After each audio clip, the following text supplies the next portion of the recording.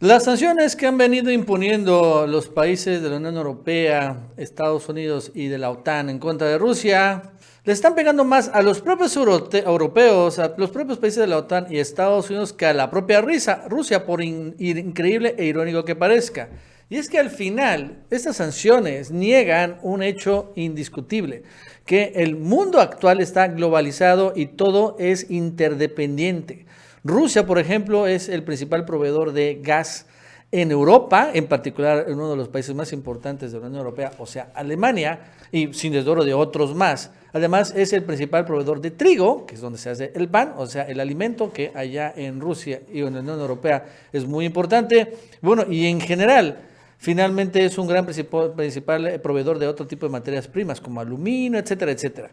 Entonces, todas esas sanciones que impone la Unión Europea, la OTAN y Estados Unidos para intentar diezmar la economía rusa, acaban diezmando la economía europea y finalmente todas las transacciones, contratos y acuerdos comerciales que desde hace un buen rato hay entre empresas europeas y empresas rusas. Y entonces esto está generando, va a generar que eventualmente, uno, la energía, el costo de la energía aumente de manera indiscriminada y también el costo de los alimentos y el costo de otras materias primas en Europa. Y bueno, si bien ciertamente Rusia igual sufre por esto, de todos modos ya Rusia ha empezado desde hace rato, pero bueno, ahorita más, a mirar hacia China para precisamente que sean ellos los principales compradores de todos los insumos y proveeduría de recursos naturales que explota Rusia. Y bueno, las que China es un mercado enorme y con ellos es suficiente. Y bueno, al final los europeos se van a quedar únicamente con el suministrador que es de Estados Unidos, pero tal vez algunas colonias africanas, pero aún así no creo que sea suficiente. Además, es muy costoso, por ejemplo, traer desde barcos, gas natural licuado por todo el océano Atlántico, que bueno, a través de gasoductos, como lo estaba haciendo Rusia. O sea, el costo de la vida, de la energía, de la luz en Europa va a ser muy, muy alto. Y bueno, ahora ya los europeos, pues tienen diciendo a sus ciudadanos, pues ni modo, ese es el costo a pagar. ¿El costo a pagar de qué? Si al final nadie está obligando realmente a estas sanciones en Rusia y que por la invasión a Rusia a Ucrania, esto sucede por el gran activismo de la OTAN. Pero con que Ucrania se declare país neutral, se acaba todo esto y al final también sigue el comercio internacional. Pero bueno, la verdad es que esto sí va a impactar muy fuerte. Esto y más nos va a contar Jesús López Almejo. Jesús, ¿qué tal? ¿Cómo estás? Buenas tardes. Hola, ¿qué tal, Nacho? Pues en una verdadera estrategia suicida de Estados Unidos, de la OTAN y de sus aliados en Europa, han impuesto severas sanciones a Rusia, pensando que solo Rusia se pondría de rodillas con estas sanciones.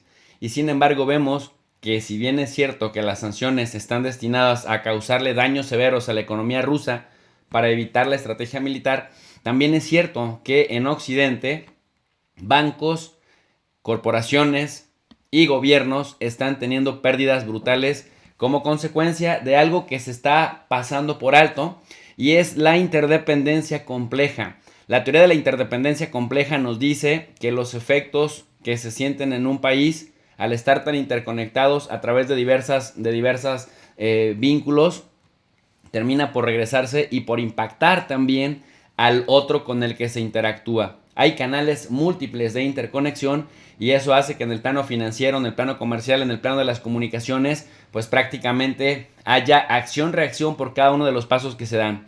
Desde el martes 22 de febrero, el gobierno de Estados Unidos anunció sanciones en contra del principal banco de Rusia, el Banco de Desarrollo, el VEB, y a su banco militar, el Prontsbiasbank, que pues prácticamente intentaba frenar el estímulo económico a los esfuerzos de guerra. También se anunciaron reducciones exhaustivas de la deuda soberana de Rusia, una medida destinada a apartar a este país del financiamiento de Occidente. Para el miércoles 23, el presidente Biden comentó que impondría sanciones económicas contra la empresa encargada del Nord Stream 2, un gasoducto de gas natural de 1.230 kilómetros que aún no funciona, pero que está el 50%, una filial de Gazprom, la paraestatal rusa, y otras 5 o 6 empresas alemanas que trabajaron en este proyecto que por cierto Estados Unidos llevaba años intentando frenar.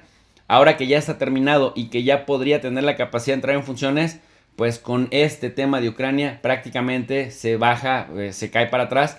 Y con esto la sociedad alemana está en riesgo de pagar hasta 6 veces el costo del gas de lo que actualmente lo estaban pagando. El jueves 24, Biden señaló que Estados Unidos expulsaría de los mercados financieros de Occidente a Sberbank y a UTB Bank, dos de los bancos más grandes de Rusia, y a varias empresas importantes, Nacho. También anunció restricciones muy radicales a las exportaciones de tecnología y mencionó, de acuerdo con el diario The New York Times, que congelaría billones de dólares de activos rusos, lo cual intensifica las imposiciones de medidas energéticas contra élites rusas y sus familias, aunque no se atacó directamente a Putin. Sin embargo, el viernes Estados Unidos tomó acciones para penalizar personalmente a Vladimir Putin y a su ministro del Exterior, Sergei Lavrov, al imponer sanciones para congelar sus activos. Las nuevas medidas también estaban dirigidas a otros funcionarios de seguridad nacional. La Unión Europea, por su parte, también hizo una larga lista de sanciones en contra de Rusia, pues aprobó una primera ronda de sanciones económicas contra 27 personas y entidades rusas que incluían organizaciones políticas, militares, empresariales y financieras, así como personas vinculadas con la decisión de reconocer la independencia de Donetsk y Lugansk. De hecho, también tuvo parte en este punto una vergonzosa declaración a través de su cuenta oficial de Twitter de Josep Borrell, el encargado de la diplomacia europea, cuando se burló de 351 rusodiputados de la Duma al decir que ya no iban a tener capacidad para viajar a hacer fiestas en Francia o a comprarse ropa a Milán como acostumbraban. Posteriormente eliminó ese tweet, pero ahí quedó digamos el nivel de odio que tienen también en Europa por todo lo tocante a lo ruso. Dichas sanciones incluyen la congelación de activos y también la prohibición de viajar a toda la Unión Europea. Entre las sanciones también está bloquear el acceso a los mercados financieros y de capital de la Unión Europea para el Estado ruso y los gobiernos regionales, incluyendo los bancos estatales, congelar los activos de 3 bancos vinculados a los enclaves separatistas y ampliar las prohibiciones de comercio que se han impuesto en Crimea, la península ucraniana anexada a Rusia en 2014. Ya para el viernes, los líderes europeos aprobaron otra serie de sanciones para congelar los activos del presidente ruso personalmente y de su ministro del Exterior. Es decir, Putin y Lavrov no solamente están castigados personalmente por Estados Unidos, sino también por sus aliados en la Unión Europea.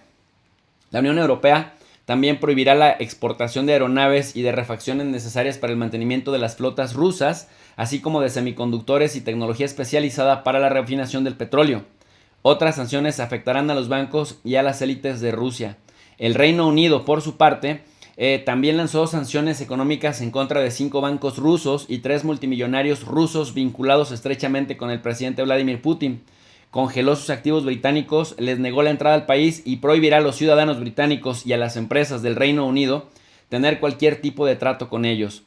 El jueves, el primer ministro Boris Johnson anunció una amplia gama de sanciones para incluir a 100 empresas, entidades y oligarcas rusos. Entre otras cosas, prohibieron entrar al país a otras 5 personas y a sus activos fueron congelados. Además, el gobierno impulsó otras medidas contra todos los principales bancos de Rusia. Australia, por su parte, allá en Oceanía, también señaló que impondría prohibiciones de entrar al país y sanciones económicas a 8 miembros del Consejo de Seguridad Nacional de Rusia, al tiempo que modificaría sanciones ya existentes que prohíben el comercio con sectores como el transporte, el gas y el petróleo, para que éstas incluyeran a Donetsk y Lugansk. También anunció la prohibición de que los australianos realizaran transacciones con 5 bancos rusos. Australia anunció que ampliaría su lista de sanciones para incluir a 25 personalidades militares y 4 empresas de la tecnología, que estaba también por imponer restricciones a las inversiones australianas en 4 instituciones financieras. Y Canadá, por su parte, anunció una primera ronda de sanciones contra Rusia que les prohibirían a los canadienses comprar deuda soberana rusa y entablar acuerdos financieros con Donetsk y Lugansk. También se aplicarán sanciones financieras a los miembros del partido ruso que votaron a favor de reconocer a las regiones separatistas. Pero Nacho, ¿qué crees? Las sanciones que impone Occidente en contra de Rusia también ya se revirtieron por la interdependencia compleja, porque como lo anuncia el diario mexicano El Economista, las nuevas sanciones contra Rusia hunden también en un 3% a las bolsas de valores del mundo. Y es que las principales bolsas de valores del mundo volvieron a caer también a inicios de esta semana, es decir, el último día de febrero del 2022 y todo el inicio, la primera semana del mes de marzo, tras las nuevas sanciones impuestas a Rusia por su ataque a Ucrania.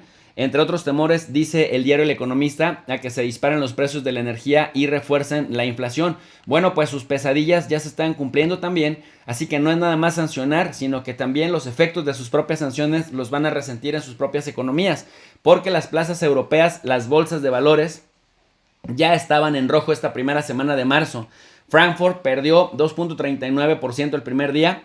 París, la bolsa de valores de París 3.05%, la de Milán 2.59%, la de Madrid 1.40% y Londres 1.54%. Además, el índice europeo, dice el diario El Economista, el índice europeo de referencia Eurostock 50 retrocedió 3.18%. Las materias primas también se dispararon de nuevo, empezando por el petróleo, cuyo barril de West Texas Intermediate, que es la principal referencia del petróleo estadounidense, subía más de 4% en torno a los $95. Esta misma fuente señala que los precios del petróleo recortaban ligeramente el aumento registrado poco antes con las bolsas asiáticas. El barril del crudo, decíamos, subió más de 4%, se estableció en unos $95 el barril, y el de el petróleo Brent, que es el que priva en Europa, pasó a costar $102, es decir, un aumento de 4.41%, bien instalado por encima de los $100, que es el nivel que superó por primera vez desde el año 2014. Además, cabe señalar también que en el mercado europeo del gas natural, el contrato de referencia aumentó 23%. Finalmente, cabe señalar que los bancos sancionadores también están perdiendo en su propio valor. Las acciones de varios bancos europeos se vieron impactadas también por estas sanciones. Es decir, repito, los sancionadores también están resintiendo los estragos de sus propias sanciones. Fue el caso de los bancos franceses BNP Paribas, que perdió menos 8.53%, la Société Générale, que perdió casi 10%, y de los bancos alemanes el Commerzbank, menos 7.32%, y el Deutsche Bank, menos 7.06%, así como el italiano Unicredit, 6.82%. Nacho, hasta aquí mi análisis. Para un comentario más extenso les invito al canal de Tu Profe de RI, y yo me despido con un cordial saludo para la comunidad del Chapucero USA.